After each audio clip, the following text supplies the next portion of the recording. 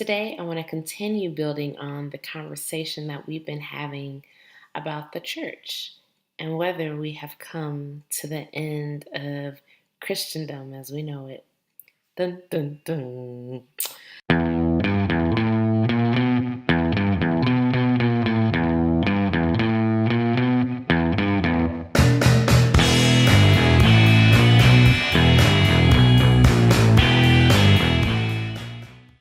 So, first of all, I want to reassure us that we have nothing to fear.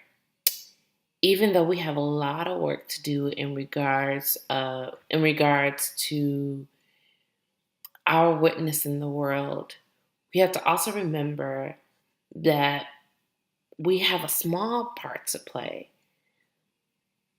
God in his word, before he left earth, Jesus told Peter that upon him he would build the church and the gates of hell would not prevail against it. To me, that means that in spite of us, regardless of what we do or what we don't do, in spite of what's going on in the world, in spite of empire, in spite of Satan himself and his, ridiculous attacks against the church, God will do what he said in his word that he would do. And he will use the church as an instrument of preaching his message and his gospel in the world. Period. That does not mean that we should be lazy or should not take seriously the charge before us. But what it means is that the Holy Spirit is working in ways that we cannot fathom with the human eye. Even though God has called us to work and to pray for the fulfillment of his kingdom, we have to remember that it's his role to perfect that fulfillment of the kingdom and not ours. That being said, we got our work cut out for us. I do believe that there's a shifting happening when we talk about the Christian church in America and in other Western countries. I'm not so concerned about how the church is moving and exploding in Africa and Asia because what I hear is that the Holy Spirit is moving in dynamic ways and that church growth is popping. And so I say that's really wonderful. And maybe we as a church here in America should begin to look at what churches in the so-called global south are doing to take our cue from them about how we should best go about this. In addition, I also believe that we have to consider the foundations of this whole thing. Remember that the same empire that crucified Jesus was the empire that eventually colonized his message for political and economic gain. Though a lot of people would like to believe that Constantine was this hero, this role model in church history, the reality is that he had a political motive when it came to Christianizing the Roman Empire. All the other emperors and governors before him had tried to stomp out Christianity by killing and oppressing believers.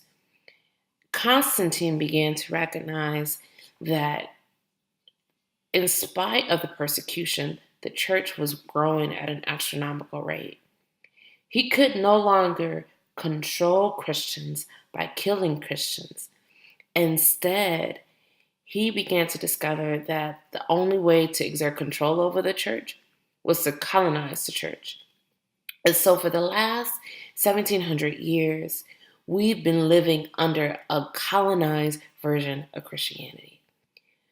From country to country, continent to continent, where Christianity has been established since then, it's been under this imperialistic vein. And so when we say that we're coming to the end of Christendom, yes, we're coming to the end of Constantine's control over the church. Because what in America and in other westernized countries, what power has began to recognize is that they don't need religion like they used to in order to control the hearts and the minds of the people. We see this in post-Christian Europe. We see this in post-Christian Canada. That these regions of the world are functioning fine and well without religion influencing the people. In America, we're not yet there, and this election really shows us that even though Trump is not a believer by any stretch of the imagination, he still had to appease evangelical voters because there's such a huge voting bloc in the United States. In 20 to 30 years, I believe that that will lessen in severity because the United States, just like Europe and just like Canada before it, is proving that it no longer, as an empire, needs religion in order to control the hearts and minds of people. White supremacy has taken such a strong root in this country that it operates fine and well on its own. And so I believe with that, that there are huge opportunities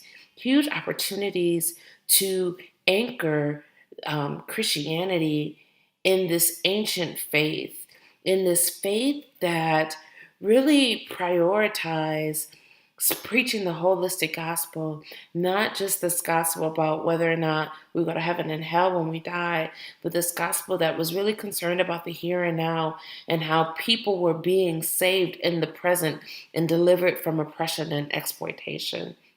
I think there's that. I think there's also this opportunity to make sure that the church is no longer part and parcel of a regime that exerts oppression in the world. For far too long, for 1700 years, Christianity has come right along with empire. And so the breaking up of those two things means that for once in a really long time, the church gets to operate and be prophetic and contest and critique and challenge empire instead of always subjugating itself to the whims and the caprices of empire. And so, fear not, believers. We do have our work cut out for us, but there are so many opportunities and possibilities if we seize this moment and stop licking our wounds. I believe that this is the direction that the Holy Spirit is leading us, because if it's His goal, and I believe it is, to make sure that the entire world has an opportunity to hear and know and believe in Jesus, it can't be done this way. The Constantine version of Christianity has far too much blood on its hands to be a prophetic witness in the world. We need to get back to this faith that Jesus died for, this faith that Paul and the early church, they wrestled with and they laid their life on the line for. And of course, that comes with a cost. But I also believe that that's where the Holy Spirit is leading us.